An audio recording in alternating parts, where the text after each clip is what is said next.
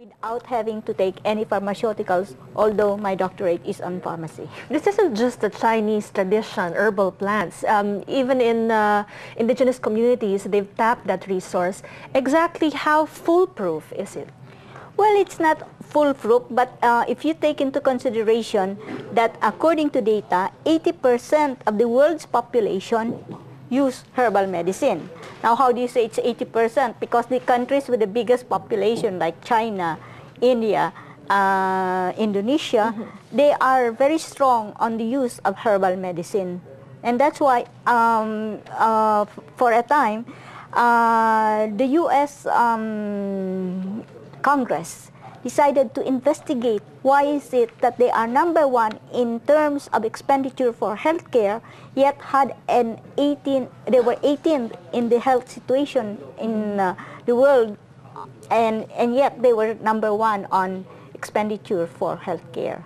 And it was because they were spending a lot on pharmaceuticals. In the country, do we have statistics on how much we actually spend for medicine and how urgent is it to bring down the cost? Well, actually in the Philippines, we're spending like 70 billion pesos a year for pharmaceuticals. And the strange thing about this is that 35 billion is spent by Metro Manila alone, with a population that's about 15 million. And the rest of the country spend the 35 billion for pharmaceuticals. The question is, are the people in Metro Manila healthier than the people in the provinces? And we have nothing to show for that. But what options are currently available? Can we actually bring down the cost of what we're spending and put it to better use by providing healthier herbal medicine? Well, that is what we want to do. That's why the task force was formed. No? We are trying to register and at the same time regulate the safety and effectivity of herbal medicine that are in the market. For example, let's take the very popular ampalaya. Right. No? Right now in the Philippines, there are about 5 million diabetics. And there is no cure for diabetes up to now. There is only control for diabetes. And one of the most popular now that is used for diabetes, because the data surprisingly have not been very strong from the Philippines, but abroad they have done studies and it comes out in the internet and all of that. It is ampalaya. Right in our own backyard. Right in our own backyard, and we were, even in the internet they mentioned it is a Philippine, it's a Philippine plant, no? Because the initial studies in it were done in the Philippines. The same way with banaba.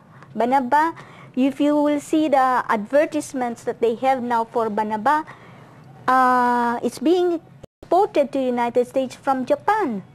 And the raw material comes from the Philippines. What other ailments can we address right from our own? Well, for example, in the case of diarrhea, up to now 50,000 children a year die because of dehydration due to diarrhea. And what is our response to it? We want to, we're promoting pharmaceuticals. I mean, you know, the Orisol and all of that, oral rehydration. Yet there is a study that shows that coconut water is a better rehydration solution to the pharmaceutical products that are there, for which the WHO spent $300 million just to find out what can they do to lower the mortality rate from diarrhea in the developing countries.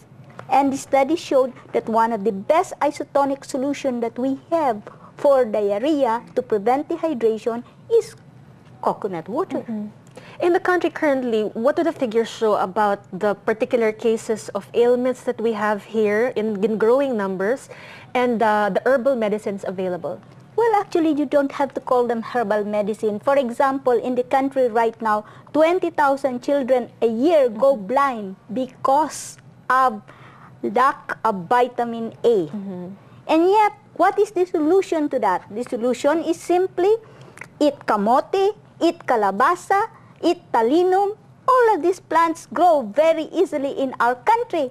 So why are we having 20,000 children going blind? Why is it that we have the third largest blind population in the world due to vitamin A deficiency, with India as number 1, but it has a population of 1 billion and we only have a population of 80 million. Does this mean we have a lack of foresight, or we're looking in the wrong places? We're looking at the wrong places because we do not appreciate the fact that God has blessed our country so abundantly that what we need is not the money to buy it, but what we need is the knowledge to use the indigenous resources that we have. For example, in the case of noni, noni now has a worldwide popularity. It made sales of $2 billion in the United States, and it's imported from Tahiti. Noni is for what? For those who Noni, well, it has almost, you could almost call it a cure-all, because if you there are now 4 books that have been published in the United States about its uses, and everybody's talking about it because, you know, from a product that started its production in 1999 to make 2 billion sales, sales in the Philippines. It also makes a lot of they were able to do a lot of sales. It comes from Tahiti, and Tahiti has a land area only as big as Marinduque. Does this mean we have a local counterpart for that drug? Of course, we have the local counterpart. As early as 1874, Father Manuel Blanco, in his Flora de Filipinas, wrote about it, and there was a beautiful illustration of the noni plant. Okay. We didn't pay attention, no? The same way as we didn't pay attention when Father Blanco, in his book, mentioned that he was able to cure dysentery with herbal medicine, which is coconut water. You see, things like that. We have the resources. I wrote about noni in 1990. Nobody paid attention. When did they pay attention? When the product came in from abroad. What do we need to start looking at then, given these options available to us right in our own backyard? You mentioned earlier that you work alongside the BIFA, DTI, the Chamber of Herbal Industries in the Philippines, and the DOST. What kind of herbal or medicinal technology have we tapped, or should we?